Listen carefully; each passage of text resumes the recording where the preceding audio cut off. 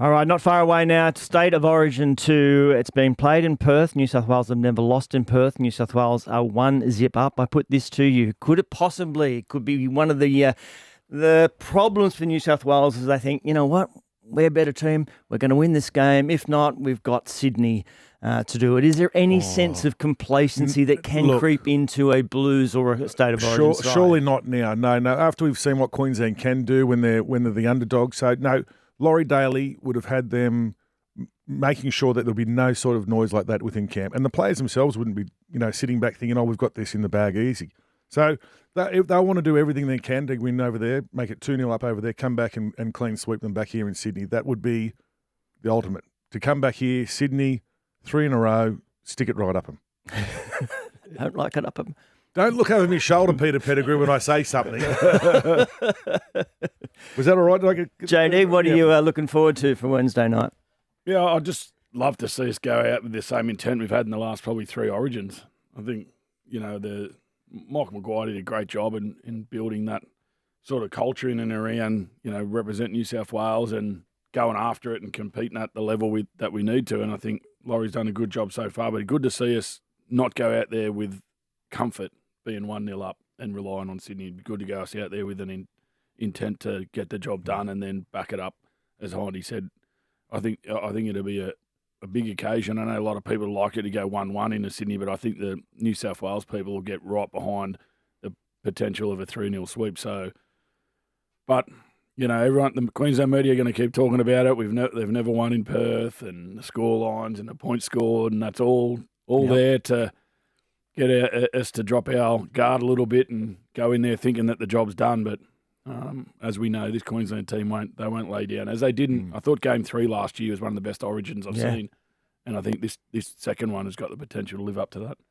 All right, what does Jerome Luai bring into the camp other than music? Plenty of energy for sure. I don't think New South Wales lose anything with Jerome Luai coming in. I think Mitchell probably deserved to get picked in Game 1. Unfortunate for him to pick up the calf injury now. He looks at 4 to 6 weeks on the sideline, so that's a massive blow for Parramatta. I'm sure we'll get to that. But for New South Wales, Jerome, he just walks in and he knows the system. He knows the players. He's played with all of them before, pretty much all of them. And it probably brings an unpredictability to New South Wales. And I feel like Game 1, I know we're talking about the ease in which they won. New South Wales weren't that good, were they? No. Queensland was so bad that New South Wales probably looked better than they were, but they need to go to another level, New South Wales, because I don't think they asked a lot of Queensland. It was a scrappy game. It was probably one of the most boring Origins we've had in a while, and New South Wales didn't help it. Well, it was very forward dominated, and that's I suppose when you're playing about Origins 3 games, it doesn't matter how you win, as long as you win the games. And I know they were very good, the forward pack for the New South Wales Blues, but I know for a fact that the Queensland forward pack will not be the same, with their attitude or their desire in Game 2. They'll come out, they'll be a totally different side. So I reckon this will be an absolute cracker over there in Perth, because I don't think either side is really understanding what's going to happen in this game. Like, we're all here talking about how good the New South Wales Blues were. They were dominant, all aspects. They didn't play that well. They can only get better, but so can Queensland. Queensland can get a lot better. I love this notion that we've never lost in Perth. We've played 2 games.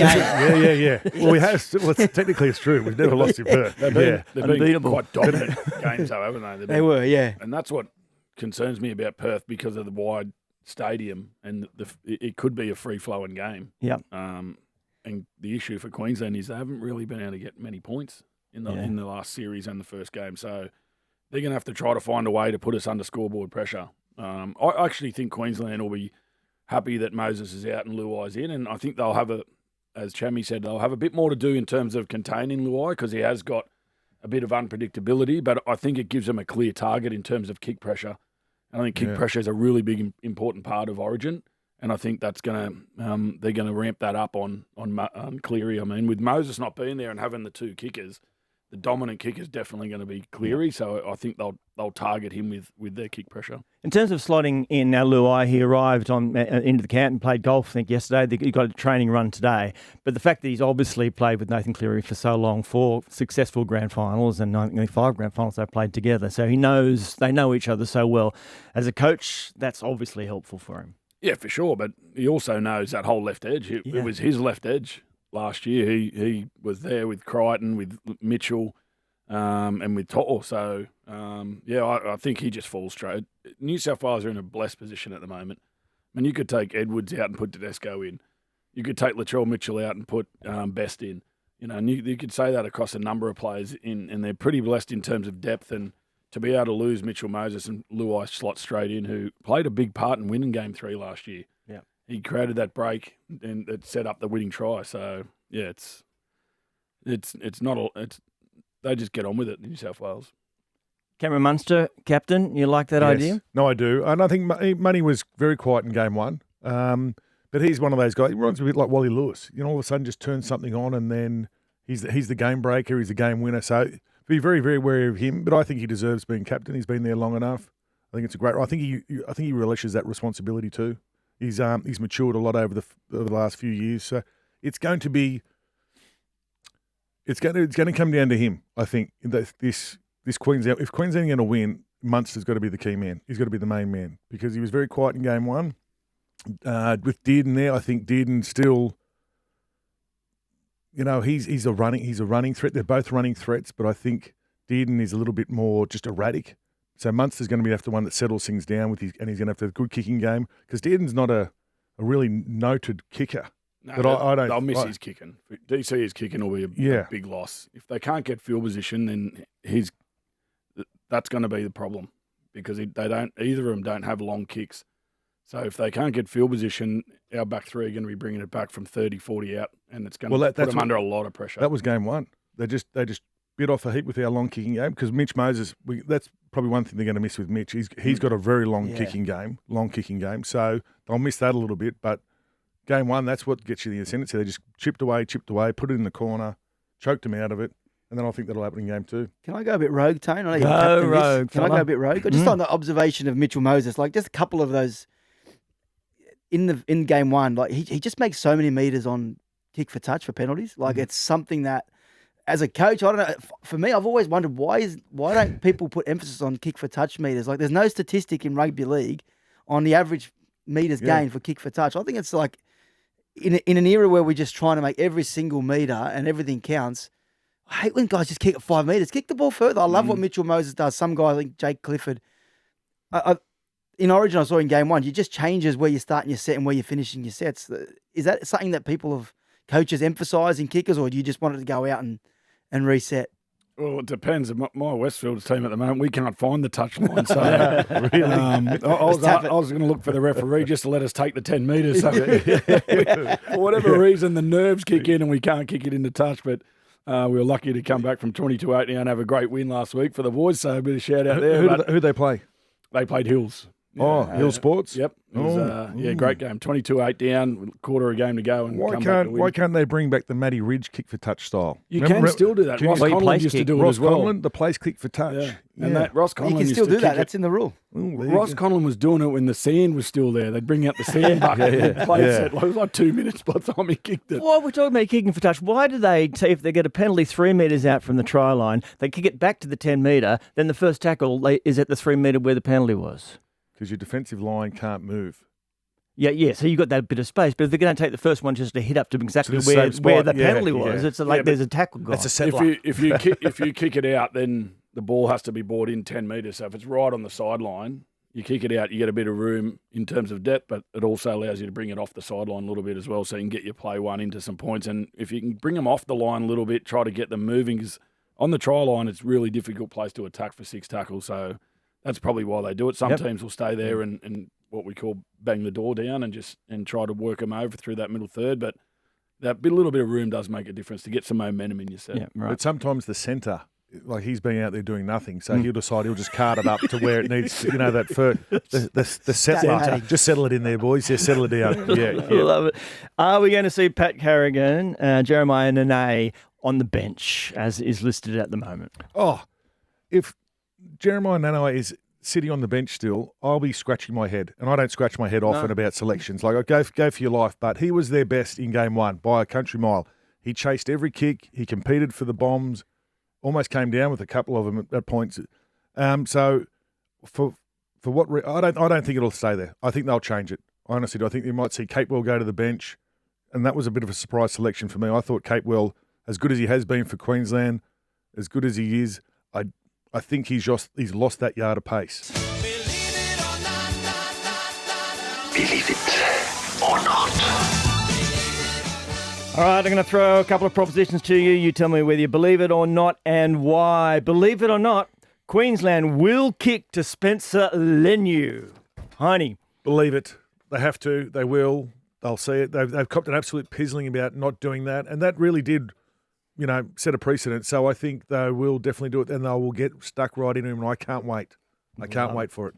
Yeah, I think they will, and I think they missed an opportunity. Everyone talks about the Queensland crowd being like a 14th player, and that opportunity, the crowd was flat. That opportunity to kick to him and get the crowd into the game by showing them their intent, and they missed the boat there. So it's going to be very interesting, though, when he comes on. Yes.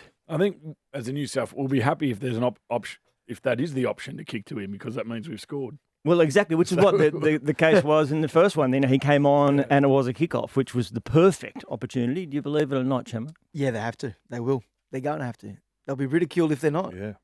They'll be ridiculed. Be shamed. But isn't there they talk about there being a tactical decision? Doesn't matter. They were ridiculed enough now. They have to do it. Otherwise, they look like cats. Kitten's got claws. Yeah, it's Fair or not? Do they not? They look weak if they don't. 100%. And I think Wade Graham made a very valid point here a couple of weekends ago. Yep. About the fact that they didn't do that, and that was just What do you call it? un-Origin-like. He said it was the Un-Origin, weakest that- origin yeah. play. Yeah. that is the one. Yes. Un-Origin for me. There's just like Origin's been We- built on that Confrontation, yeah. confrontation, and that was a great opportunity for everybody at home and everybody in the crowd to go, oh yeah, let's go, and we went dip over the other way. Weak gutted. No, I'm not going to do that. Weak gutted cats. Is that better? That's beautiful. Believe it or not, Parramatta won't win a game while Mitchell Moses is out injured. Heine, you sit back for a second. Yeah, I'm just Everyone's got wondering- their phones out here. Look at the draw. Exactly. Give us some notice. What do you mean give you some notice? This Oh, has been yeah. on the rundown since this morning. Mate, It will be difficult. It will be difficult, but because Mitch Moses is the backbone of that side, and you can see the difference he made once coming back from the injury at the start of the year. What has changed in that Eels side, but I think they've developed better as a team anyway. So they'll win one without him for sure. Yeah, because they're a different side altogether now. They're defending a lot better. Look, they went into the Sheds at 12-all at halftime on the weekend against the Dogs, on Monday against the Dogs. So they're definitely defending a lot better. They'll lose a lot in attack. Just as a sidebar, sorry, I was going to ask you, when we saw that, that he was injured during that training session, he had one of that, like the orthopedic stocking up on that calf. So there must have been some kind of thing going on already, I guess. Yeah, he was probably tight Yeah. going into it, which is not unusual. Yeah. He's coming off a foot injury as well, so there's no doubt, if it's the same leg, then his calf's probably going to be tight because he's still getting used to run and load, but it happens. It was just one of those things. What I will say is Dean Hawkins played his best game in first grade, the last game he played. Yeah. And I think they'll take a lot of confidence out in that. And look in their next two games, Titans at home and the Dragons away, I think they're a big chance of winning one of those. And then a bye, I think it is after that. Yeah. Oh, well, they'll win that. I think they'll win it. I think they'll experiment with Josh Papali in the halves as well. I think they like him and they want to give him a crack in the six. All right, believe it or not, Kalen Ponga will leave the Knights to pursue a rugby union career. Jamie? I don't believe it. I think he'll leave the Knights to go to another NRL club. And I don't know, I've been going on about this for a while. Okay. I don't know if Kalen Ponga's at the Knights beyond the end of this year. I've said to you that it depends on how the season unfolds. They can deny as much as they want. I think there are enough rumblings out of Newcastle to suggest that Kalen Ponga, depending on how the year finishes, could be gone. Well, Well, that'd good be morning, huge. guys. That's heavy. That would be huge. So Captain, Brown up there running the show next year. Well, he's been there a long time, and I've said it. Does he want to waste the best years of his career at a club that is going to struggle? And that's why they have to prove to him they've got an involvement. And part of it is signing Dylan Brown. Hopefully it's enough for Newcastle to convince him that place is going. What's his places. contract status? Kalen, 26 and 27 contracted. Yeah. What was Lachlan Galvin's contract status? Yeah, they don't. I think the Bears would be probably going hard. Was born in Perth. Born in Perth, Oh. marquee signing, face of the club. I I think he'll go to rugby. You do. Yeah. Don't ask me why. I just think he'll go to rugby. I think it's a different challenge for him. And he's built for rugby. Yep. I think that style of game would suit him, I think. So I would not be surprised. He's already had offers or calls from rugby from overseas rugby. What about what you wrote on a piece of paper you were trying to get me to say? Why don't you just say it? I've heard the Chooks. Chooks are keen. But I could have just made Play that up. where? To play where? Well, it depends on how long Tedesco Teddy. goes for. Yeah. Yeah. Look, I don't know if it'll end at the end of this year. Hang on, I'm just JD. writing down other things here. Any other clubs you got there? Rabbits. No, I just think, it's a big few months for Newcastle, and I wouldn't be surprised if Kalen at the end of the season starts to agitate. All right. Wow. Watch your space. Big story. All right. Believe it or not, the Panthers can make the top 4. You can do your maths? No chance. No chance? No. Okay, well, I'm going to change that, believe it or not. Believe it or not, the Panthers can still win from the bottom 4 of the 8. I definitely believe that, yeah. If they're key players, those origin players stay fit and they get in the 8 at the end of the season.